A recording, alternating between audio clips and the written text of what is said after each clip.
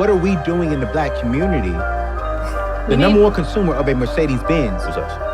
us. The number one consumer of a Gucci and a Louis Vuitton, us. And they don't even advertise.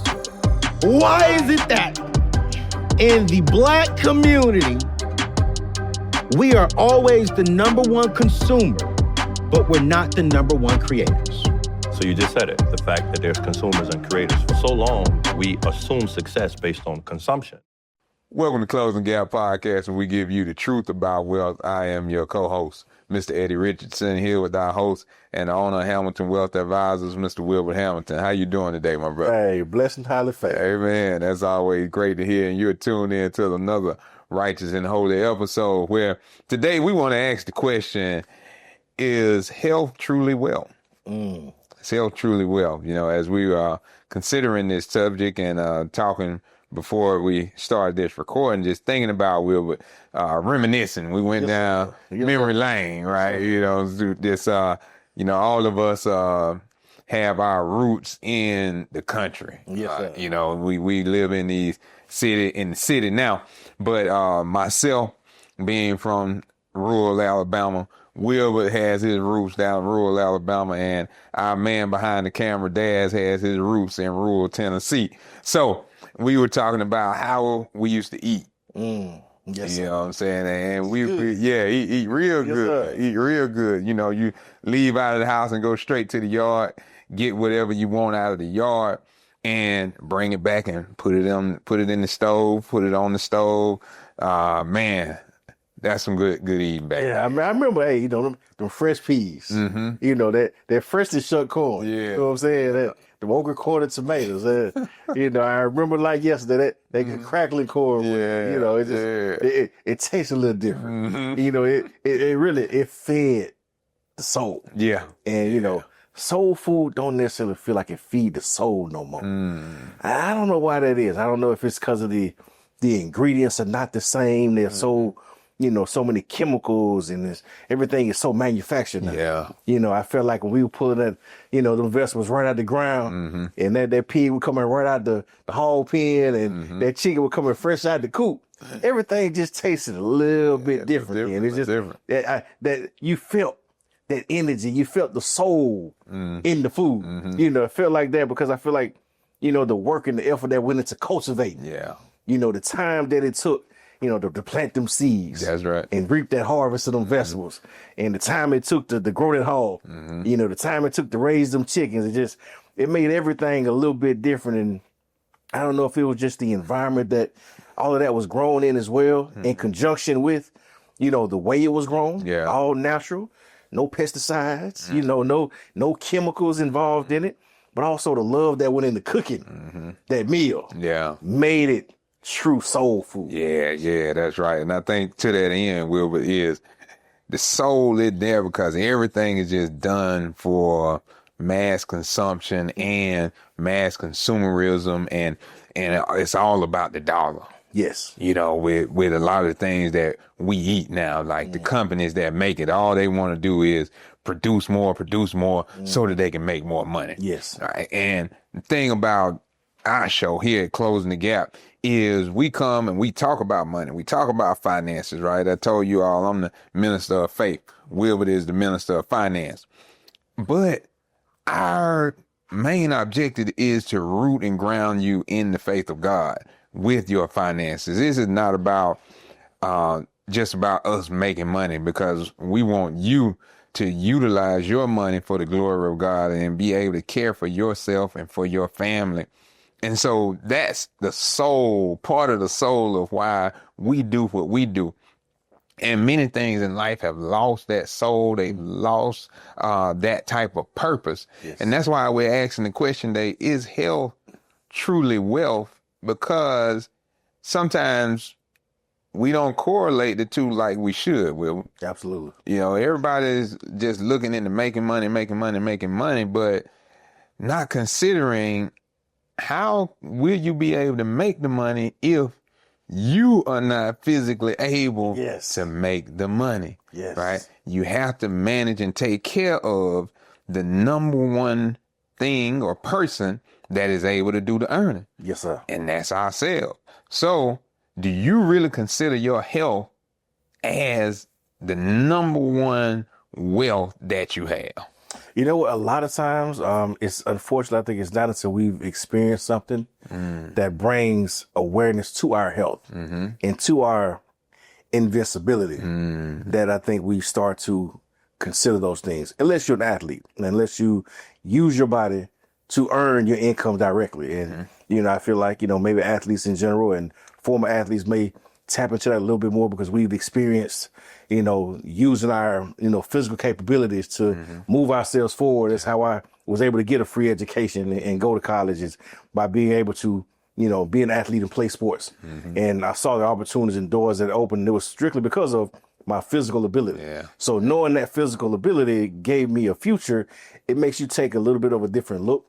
But even then, once that physical ability was no longer providing me with a future, even that started to decline.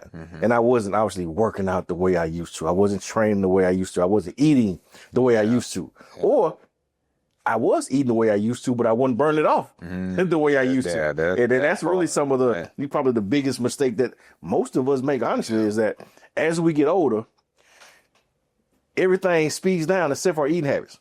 We're still eating like we used to, but we're not moving like we used to. Yeah. So it's not being burned off. So it's turning into and creating adverse effects in our health. So, you know, health is truly wealth, not just from an earning potential standpoint, because obviously, as we know, if you can't go to work, you can't earn an income. So you can't support yourself. You can't support your family. You can't, you know, create a future if you don't have your health. That's true.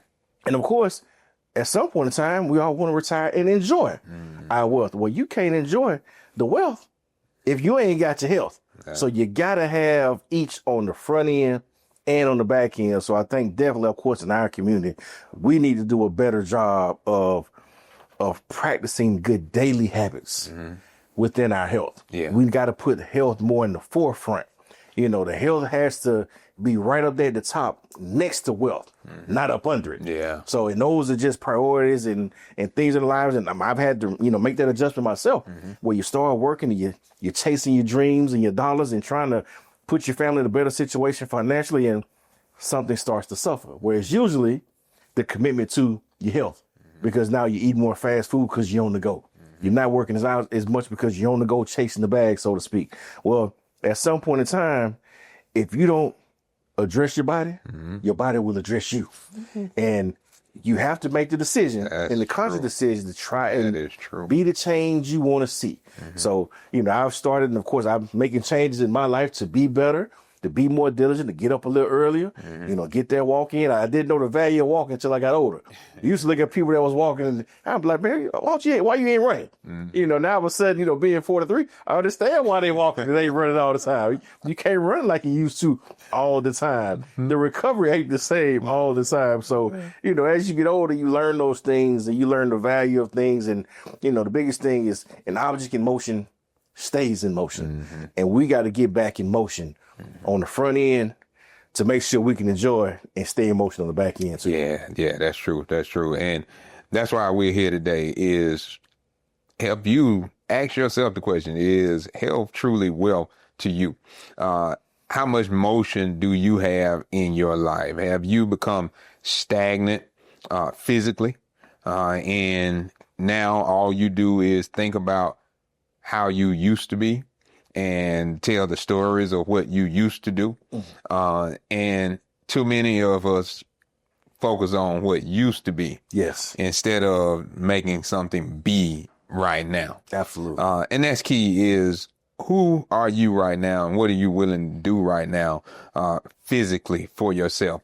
I think we talk about retirement planning and all of these types of things. And this is the key to retirement planning, is we must teach our kids to stay physically active at all times. We have to not only just consider where we are now, but look at our lives and say, you know what?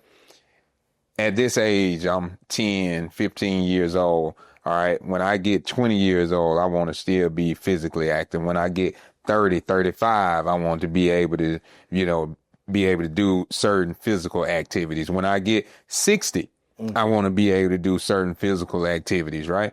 And we need to set more goals and plans along those lines as well, because oftentimes we don't envision ourselves long term like we should, right? We don't think about our lives down the road, right? Very few of us really do it. That's why not a lot of people really plan for retirement. Not a lot of people really, plan or even thought that they would be alive to get 50 years old. And even people that are younger, some of the kids now and teenagers, they're not thinking. They're just thinking. They're not thinking about the long term. They're just thinking about the now. Yes. And they're thinking about, okay, what can I do now? What can I eat now? How will I live now? And everything is so big in the now that they don't realize that the decisions that they make now are actually going to affect them 30, 40 years down the road. But too many of us don't think that we will be around that long.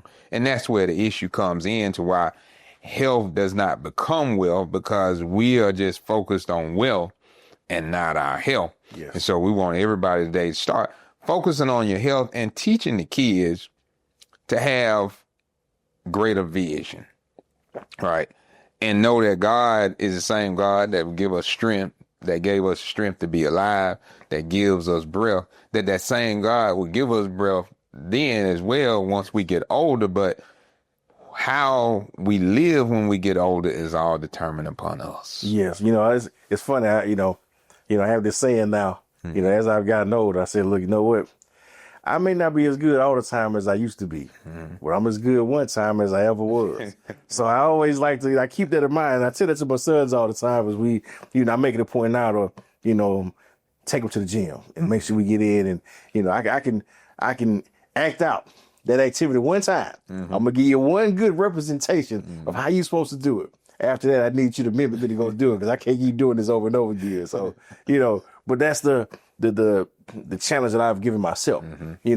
My son's in the gym, so I got to be in the gym with him. I got to go and I got to set the example. They got to see me going to work out if I think that they're going to work out. I can't get on my sons about being lazy and not going to work out and not, training and doing what they're supposed to be doing if they don't see me doing the same. So I make it a point to get up and go to the track, get up and go run some stadiums, get up and, go in the basement and move a little weight, so to speak, to make sure that they see, okay, well, if dad is being active and this is what got him to his point in his life, well, guess what? I need to be a little active too if I want to at least accomplish some of the same things that dad had. So if dad made the college to play a little football, if I want to make it there, well, guess this is what it takes. Dad played a little basketball growing up in high school and whatnot. So this is what it's going to take. So being the change that we want to see and being the active representation, I think more than anything, I think kids follow what you do more than what you say. So trying to make sure that I'm acting that out, not just telling them, hey, you go work out, you do this, you do that. Because they get told what to do all day, every day. And they kind of get tired of being told what to do. And of course, we were kids at one point in time. That's true. Of course, you want to think that when you tell your child to go do something, they're going to go do it at all times. They ain't going to ask no questions. But unfortunately, the world has changed a little bit. And these kids are a little bit more inquisitive. They ask a few more questions than we were allowed to ask, growing up. When mama said, don't ask me no question, you ain't ask no question. Nowadays, they ask a few questions. We give them the freedom and flexibility to have a voice, right, wrong, and indifferent. That makes conversation for another day, but they do have a voice and they ask those questions why. So we do have to explain to them a little bit more and give them a deeper dive into why we do these things, why they should partake in these things. And it's all to their benefit. It's all to make them better and be the best version of themselves. So I think if our kids continue to see us moving forward, operating the right way, the same way, you want to pray in front of your child. You want to pray with your child, not just pray for your child. Because a lot of times I think, if you ask a child, does my mom or dad pray for me? They say, yeah. But if they see you praying for them, what would that impact be? To know that somebody cares. So it's one thing to think that somebody's doing something, but it's another thing to see them doing it. Now it's going to hit you a little bit differently, and it may change some of those actions. Knowledge is key, right? And what they end up knowing helps them make better decisions. Yes. And that's why we come to the podcast, is we want to help you have more knowledge, more wisdom about finances, but then also about God and your faith, and then also have more knowledge about yourself and your physical health. Ask yourself, when was the last time you went to the doctor and had a physical? All right, had a physical checkup. In sports, when kids were in school, they always had, before you play a sport, you had to go get the physical. Yes, sir. Right. And it was at that time that a lot of kids, that was their first time going to the doctor since they had been born. Yeah. Right. Was when they decided to play sports. And that's when a lot of children found out that, okay, they had certain health challenges was by going and getting that physical. And then as a result of finding it out at an early age, then they were able to treat it. They were able to manage themselves, right? And so that's the same thing for us is we have to continuously go to the doctors, get the checkups. We have to go to the optometrist. We have to go to the dentist. We need to get all of these things checked consistently because as anything ages, it deteriorates. But the rate of deterioration can be mitigated by how much we manage it. Yes. Right? With our vehicles. Most vehicles will continue to run, right? If you constantly go take it to the mechanic shop, get the checkup, replace certain parts, lubricate things, right? Because as long as the car is running and moving and somebody's taking care of it, then its life expectancy can be longer. And it's the same with our physical bodies. We have to continue to move, and we have to continue to manage and take care of it and get it checked out to make sure that it's taken care of, right? And then the same with vehicles. If you keep the oil, put the right oil in the vehicle, put the right type of gas in the vehicle, right? Then it'll run well. Well, same with us. Yep. We have to manage what are we intaking into our bodies, right? What are we drinking on a daily basis, a weekly basis, right? How much, different liquids, I'll say, and what type of liquids are we consuming? What type of foods are we consuming, right? And we have, America has all these different health challenges of diabetes, heart disease, these different issues like this, but some people have, some of it just hereditary. Some people are born with certain issues, and we understand that. But we want those people to get checked out. But then some things some of us have are brought on our own. Well, absolutely. I mean, it's ironic. I was listening to a gentleman speak actually last week. It was actually a doctor speaking at a conference, and he was actually saying that America is the leading country in the world when it comes to chronic illnesses. We're also the number one spender on healthcare in the world. Well, people say, well, man, we're spending so much on healthcare, we should be healthier. No. We're spending all this money on healthcare because we got bad health, not because we got good health. It's not the preventative healthcare that we're spending the money on.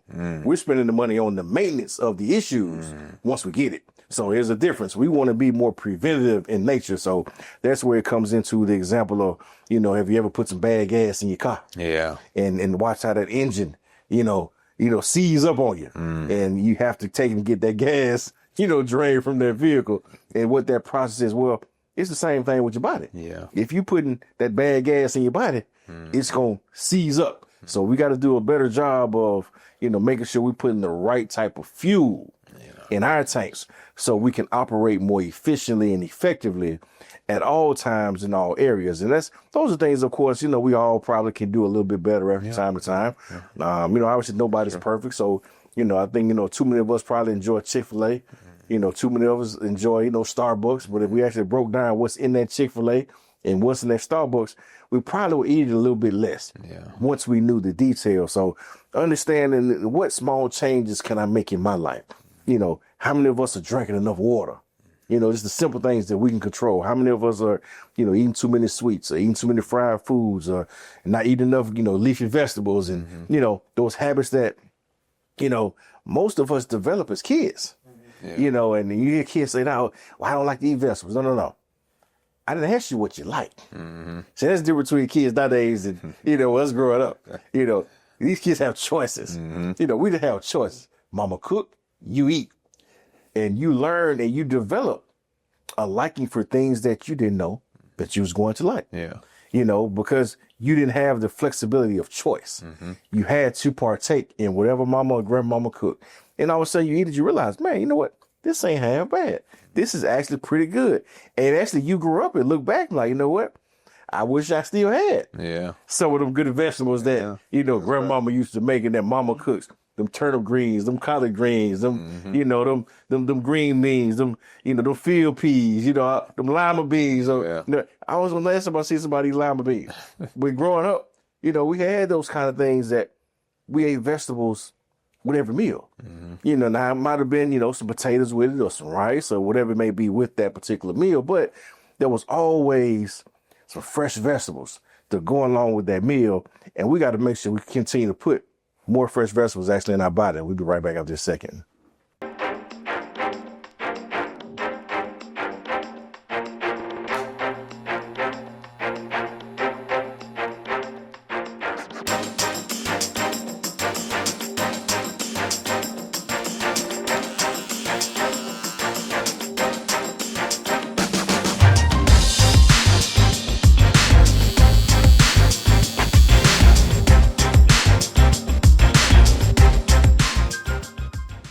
Welcome back to Closing the Gap Podcast, Truth About Wealth. I am your co-host, Mr. Eddie Richardson, here with our host and owner of Hamilton Wealth Advisors, Mr. Wilbert Hamilton. And today's show is entitled, The Question is health truly wealth? So, Wilbert, just want to read off a few numbers if I can, just talking about health being truly wealth and letting our listeners really consider that question and answer that question for themselves. When it comes to spiritually, you know, we are called to manage the temples of God. And if we really consider ourselves as temples of God and that God made us and we truly want to honor God, then we will truly think about health in a different way. Absolutely. Right? Because knowing that, okay, God created me, then I need to manage what God has created. Then also the gifts that God has given us in the form of wealth as well, that if I take care of my health, then I can take care of the wealth. Then now I can worship God personally with my body, with my spirit, with my voice, and then also with the resources that I get. Yes. But in America, we have, you know, trouble with chronic and mental health conditions. It's, some people say that these are the silent killers of silent economic killers in the United States. Why is that? Well, because if you have chronic illnesses and chronic mental health conditions, guess what ends up happening? Then now you are no good to the company that you're working for. Absolutely. Right? Because the company has, based on who you are and the hours that they need you to work, they're looking for you to produce for them. And then as a result, you're looking to receive the economic pay back from the company that you're working for. So as a result, the company is being shorted and you're shorting yourself because you're not taking care of your health and you're not taking care of your mental health, physical health, nor are you taking care of your physical health, which also leads to the question of how is your spiritual health? Because I believe that if you manage your spiritual health and your relationship with God first and foremost, then your spiritual health will then help you take care of your physical health. And then you will be able to take care of your wealth through those first two facets of life. Because when we honor God spiritually and I worship God and I have a discipline of praying, I have a discipline of reading the scriptures, I have a discipline of going to church and finding a community that I worship with, then now after that, I'm going to transition from that into finding a physical community that I can worship with as well by exercising and doing these things, right? This is why sports are so good, because sports gives you the community to exercise with. When you are a kid and you were just running around, you didn't even really know what you were doing. You just see kids. When I'm in the barbershop and kids are in the barbershop, they don't even know each other. But they see another kid and they look at that kid and they like, oh, that's my friend. Right? Yeah. And they go over to that kid and they start talking. And before I know it, those two kids they'll just run around in the barbershop. They'll just run around chasing each other. You know what I'm saying? And no rhyme or reason to it, but Hey, kids. just being kids, right? And just that relational aspect between the two, just those spirits coming together in that way. And we need to keep that same spirit now that we're older. You know, we need to have the spirit of the kids, that we find people, like-minded people that we want to exercise with, that we want to run with, that we want to have fun with. That's why basketball, football, tennis, pickleball, all these different things, golf are so fun, and they are fun when you're doing it with other people, because that's how God made us spiritually, to be in community with one another.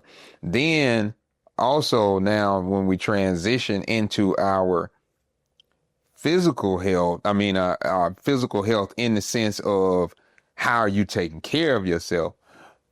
When we're around a community like that, they can notice if you're ailing. Yeah.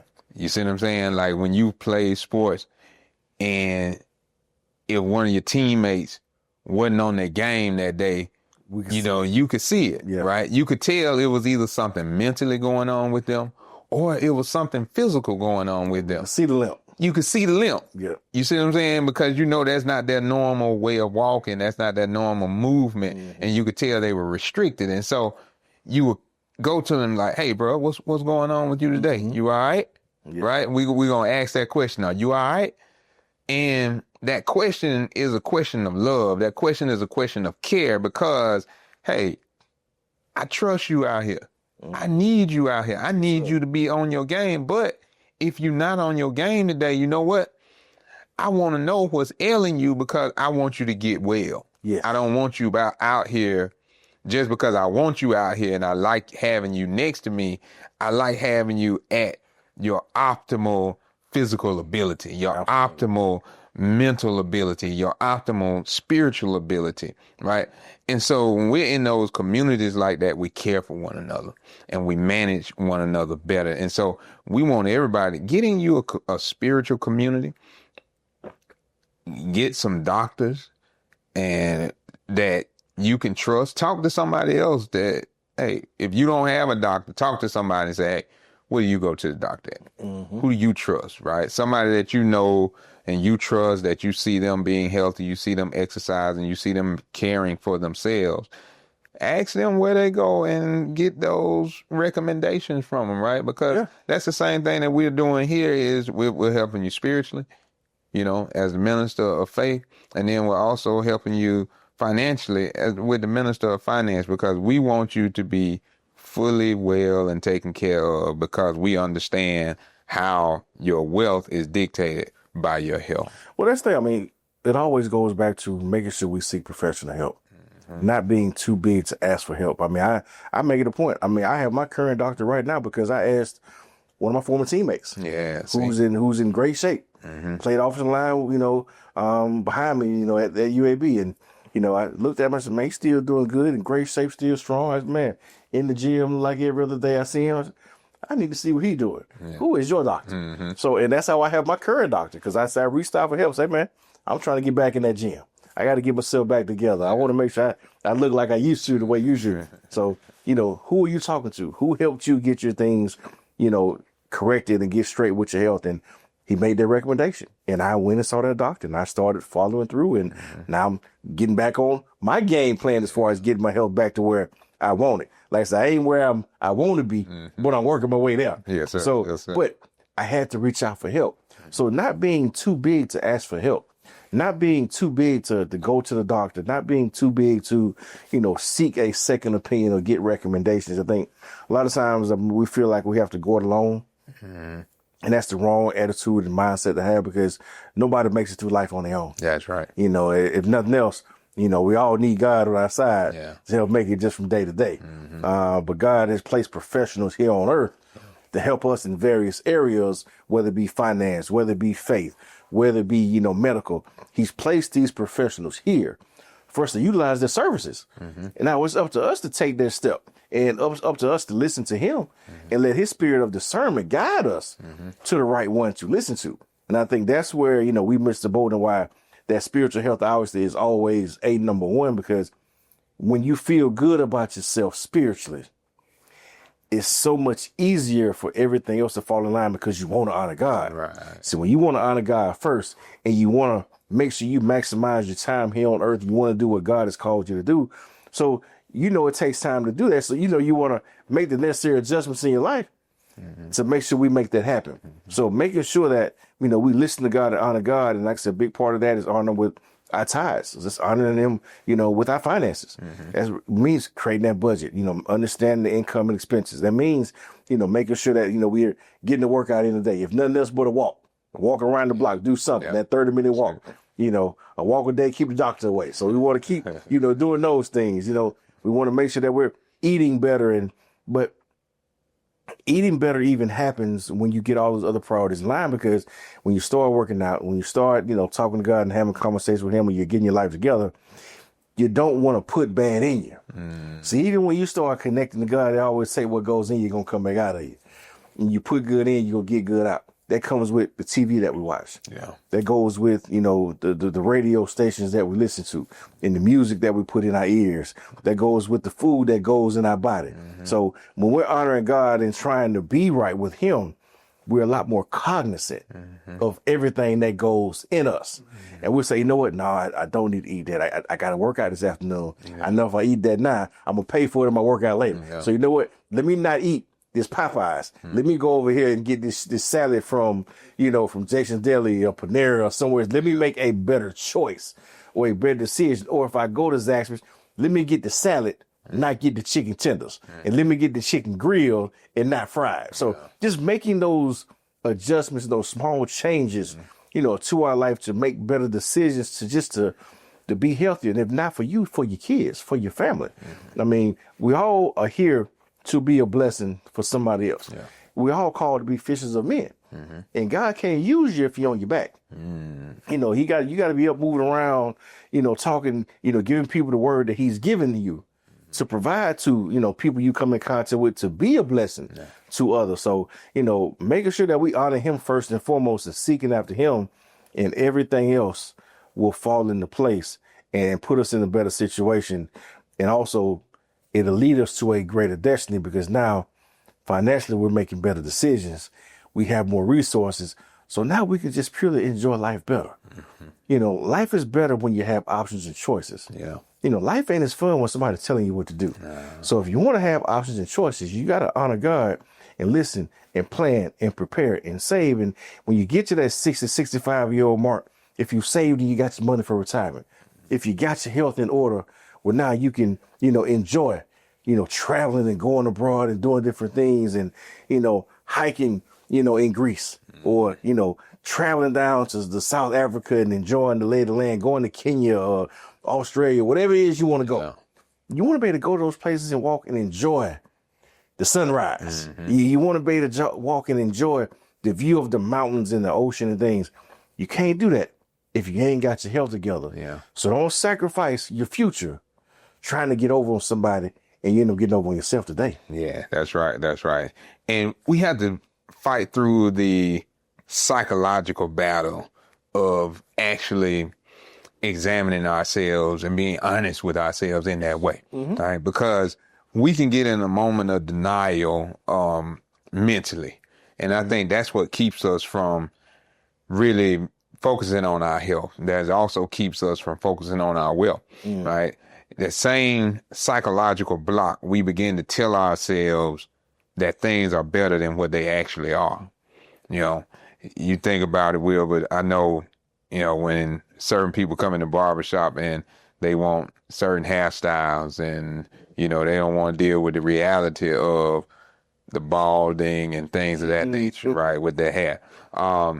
Spiritually, people don't want to deal with the reality that they know they're not where they need to be, but they're constantly telling themselves that it's not as bad as it really is, right? You think about even, with you financial advice, and people come in and they begin to tell their financial story.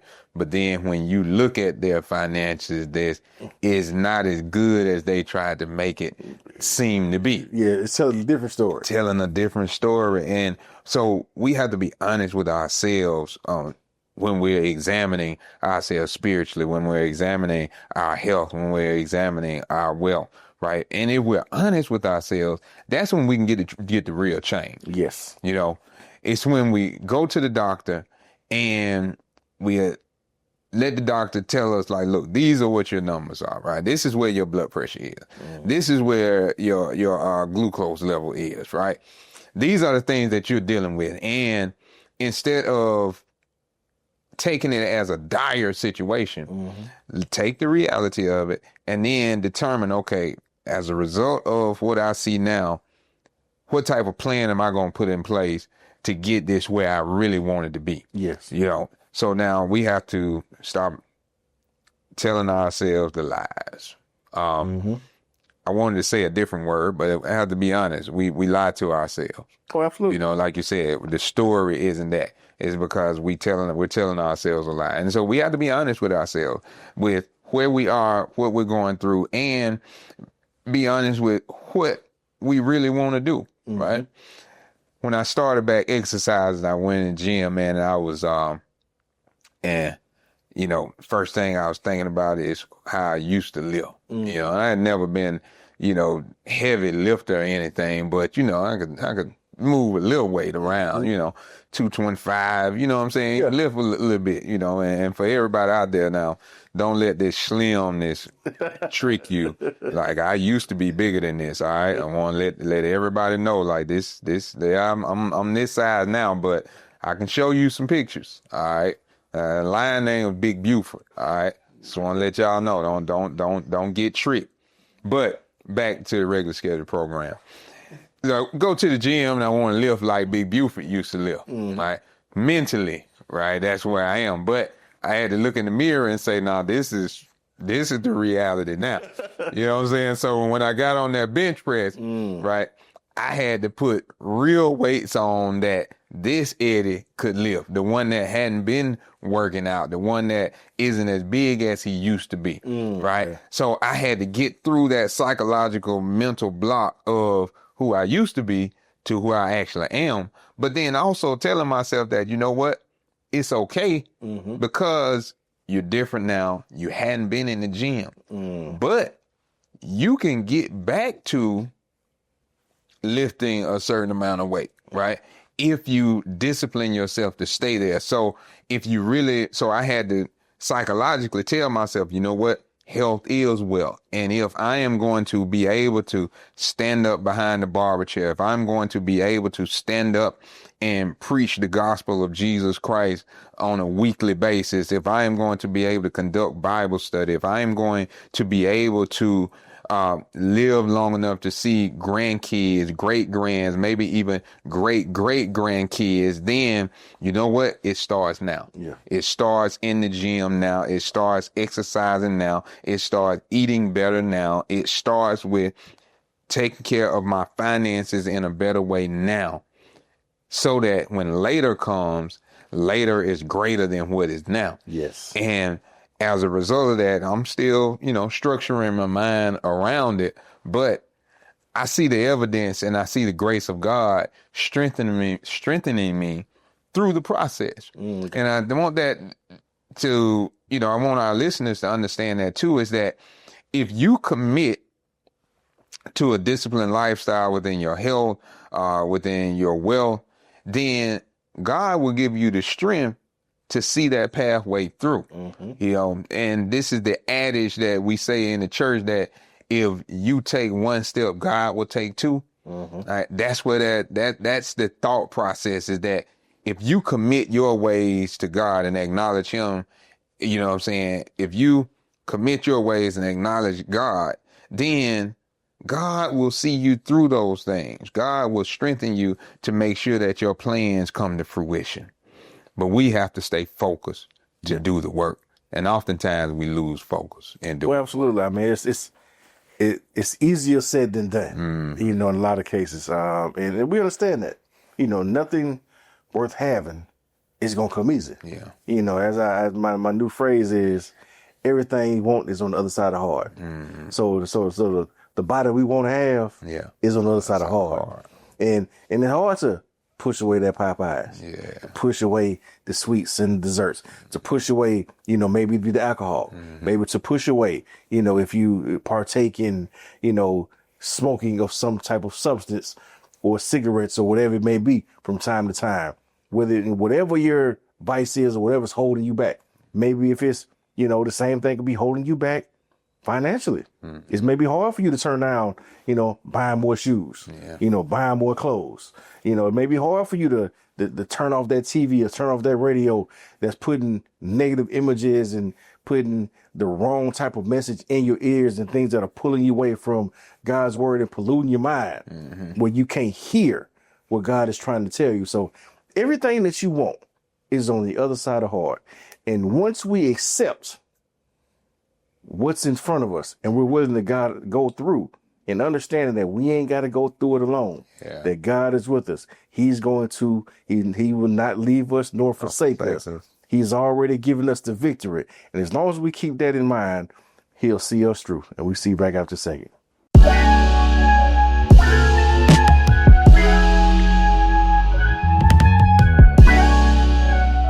Welcome back to Closing the Gap Podcast, Truth About Wealth. I am your co-host, Mr. Eddie Richardson, here with our host and owner, Hamilton Wealth Advisors, Mr. Wilbert Hamilton. And the question today is health truly wealth? So with that, we've been, you know, talking about how we grew up, how we ate, then also just dealing with the reality of facing ourselves and taking care of our spiritual health, our physical health, so that we can have our wealth managed as well. And the key to all of this is the fact that in the United States, healthcare costs are out through the roof, right? They're, you know, medications and nursing homes and all of these types of things are the realities that we must face as we continue to grow older. And all of us have a desire to grow older, and but how we grow old is what we're attacking today. Yes. Right. And then also not only how we grow old, but then also how much wealth do you have as you grow old? It's a major key, because there are all type of numbers that, you know, we have to look at, right? You know, Social Security, a lot of people, as a result of their health challenges, not being in good health, they can't work as long. Exactly. So they end up taking their Social Security at the first opportunity that they have to take it. Well, not just the first opportunity. You got to think about it. If we don't work as long, that means if we have some physical ailment, we're not working as much, which also means we taking it sooner. And there's also a lot less to work too. Yeah, that's a fact. I didn't think about that part. So not only is Social Security not where it could be, but you're taking it early, so you're not even working it out as long as you could.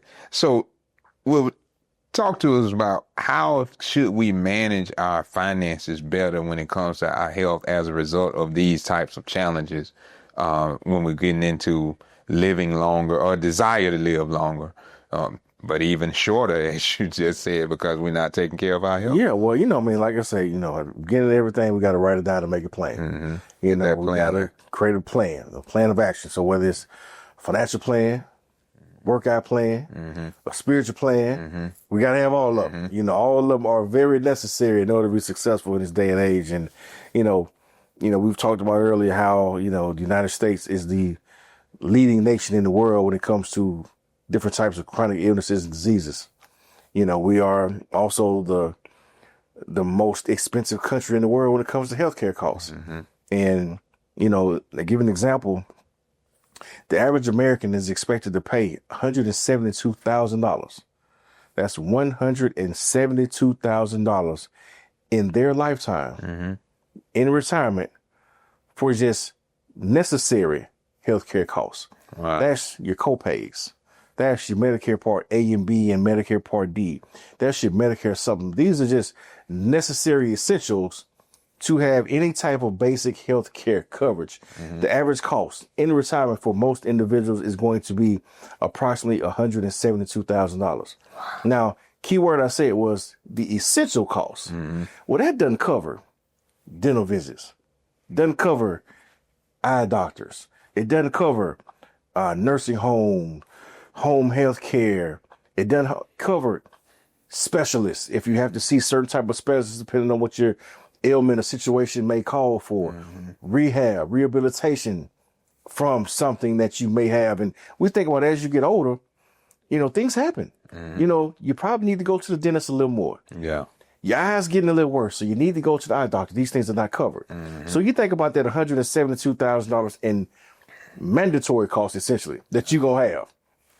And think about what you need to have in addition to that to cover the costs that are unforeseen. Because the unforeseen costs always trump in our way the seen costs. Yeah. Because that unforeseen cost comes when we can least afford it and least expect it. The unforeseen cost means that something has happened outside of the norm, which has probably created an unfamiliar, unplanned situation, circumstance, which usually costs me more money. Someone having heart attack, stroke, cancer. Okay, what does that create? Because all of a sudden, you're probably not working for a little while, which means your income is taking a hit, which means also your expenses have now gone up because of the care, the medicine, the rehab, all those things. If you have a knee replacement or, hip replacement, these things are very commonplace nowadays. But guess what? There's some costs that come along with those things. So understanding that you have to plan financially, you have to plan spiritually, and you have to plan also medically when it comes to living here, because we know costs of healthcare are rising faster than anything else in the United States because the number of diseases and ailments are rising. So the good thing about that, though, is because of technology, they're helping you figure out a way to live longer with it. Yeah. So they can get more money from you. So, it's always been funny. Some people say, they're not here to cure disease.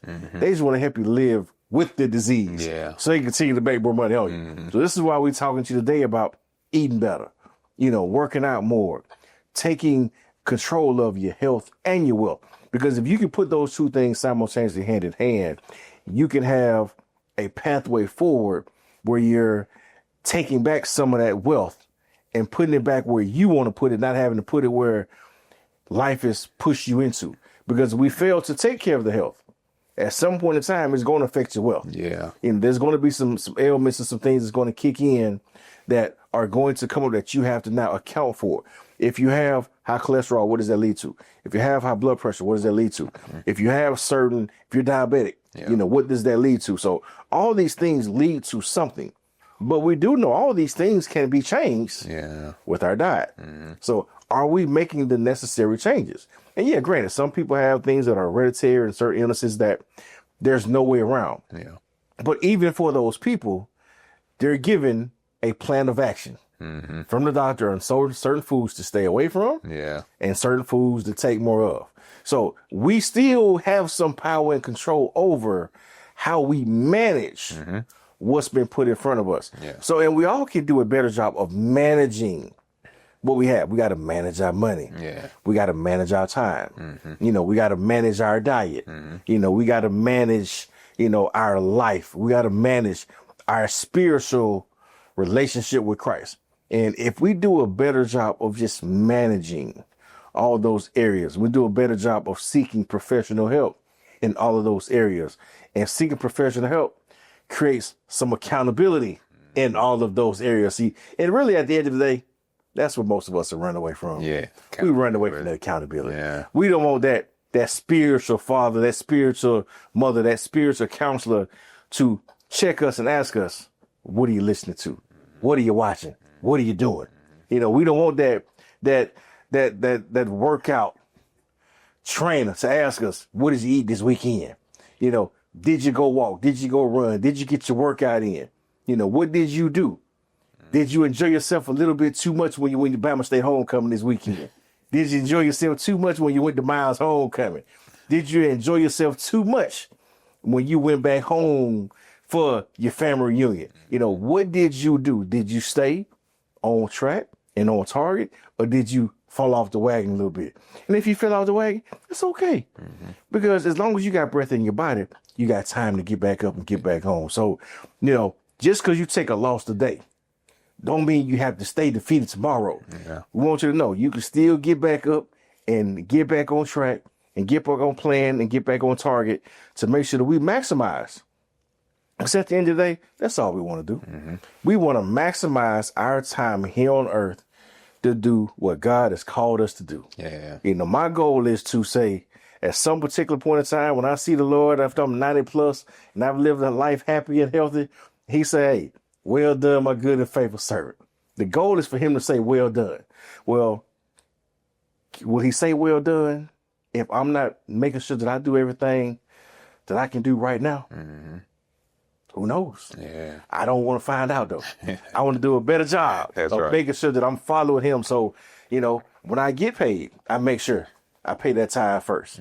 I make sure that, hey, you know what? This weekend I got up, I didn't feel like it, but I went and stopped at the track and say, you know what? Let me get this mile in. Let me get this walk in right quick. You know, when I take my sons to the gym, I put my shoes in the car with me. So while they're in the gym practicing their basketball, I can go outside to the parking lot and get my walk on. So just trying to be more active and intentional about doing better and making sure that we're listening and honoring God in every way, shape, form, or fashion.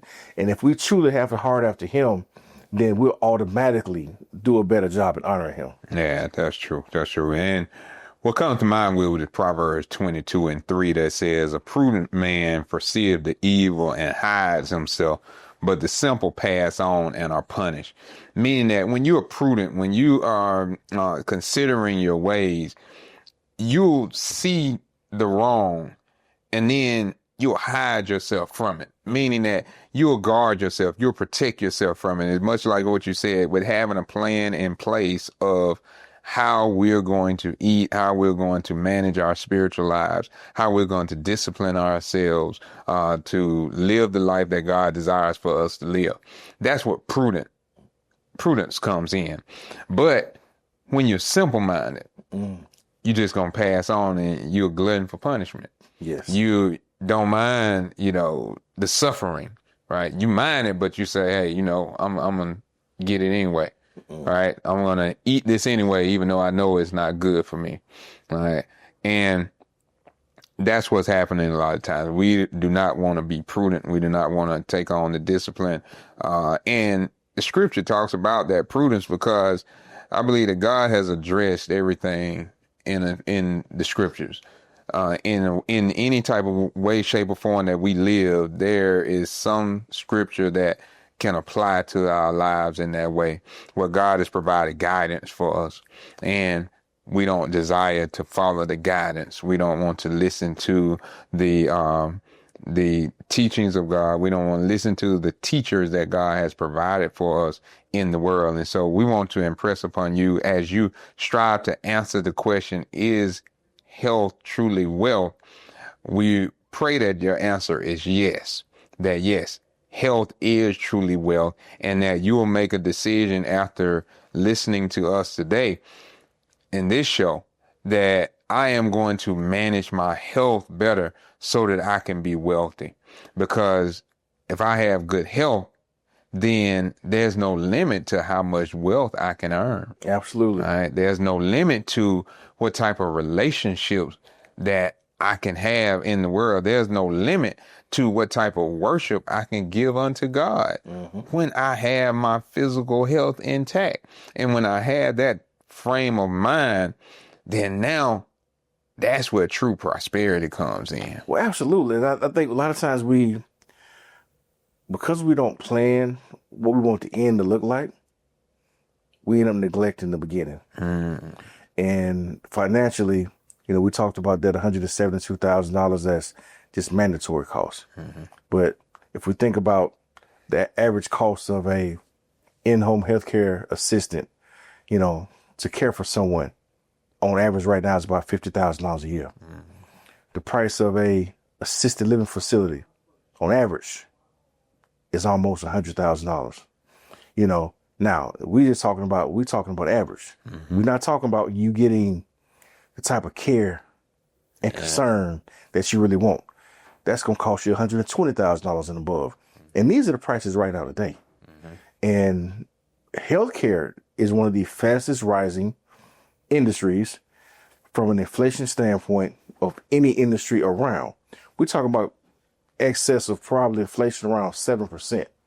So understanding what the costs are now, and if you have planned for the future and you've taken those costs into account, and you have to understand your position, your situation. Women, I hate to say it, but it's probably more important that they have long-term care insurance than men do. Just if we look at the statistics and the numbers, usually if it's a husband and wife, usually the man passes first. That's just what the numbers say, And if the man passes first, the man has been blessed because he got a wife there by his side. He got somebody to hold his hand. He got somebody to take care of him. But if he passes away first, now that wife is left at home by herself, who's there to care for mama? See, we talked about this one time before. Have you planned for mama? We got to ask ourselves, did mama plan for herself? We got to make sure that, husband and wife are doing their responsibility, not just to themselves, but also to their kids. Because it can be somewhat selfish to say, well, my kids are going to take care of me. Who said your kids going to have time to take care of you? Yeah. Your kids not raising their kids. They're taking care of their family. Then they got their own responsibilities they have now. It's not your kids' responsibility to take care of you. Yeah. It's your responsibility to take care of them and then take care of yourself. Yeah. Now, granted, we do hope that you got some good kids and your kids will step in and help and assist if need be. But you cannot depend on your kids. And also, you better not be dependent on this system. Because as we see now, there have been cuts that have been made in healthcare and a number of things across the board in the United States of America. And they're always looking to continue to make more cuts. So understand the lay of the land and where you live. Is it a red state? Is it a blue state? Are they more likely or less likely to cut your benefits and cut any aid that you could possibly receive if you need assistance? So don't think about it as if, should I plan for the future? You better plan for the future. Yeah. Or else you're going to put yourself in a situation where somebody else is going to be dictating your future to you. Yeah, so you want to make sure that you itemize every single thing that you need to do spiritually, physically, and when it comes to your finances. Absolutely. And having a definitive plan laid out for how you're going to attack these things, how you're going to manage these things, and don't avoid them, because avoidance does not cause something to go away. Right? It actually exacerbates the situation. When we don't address it, when we first see it, that little drip ends up becoming a run.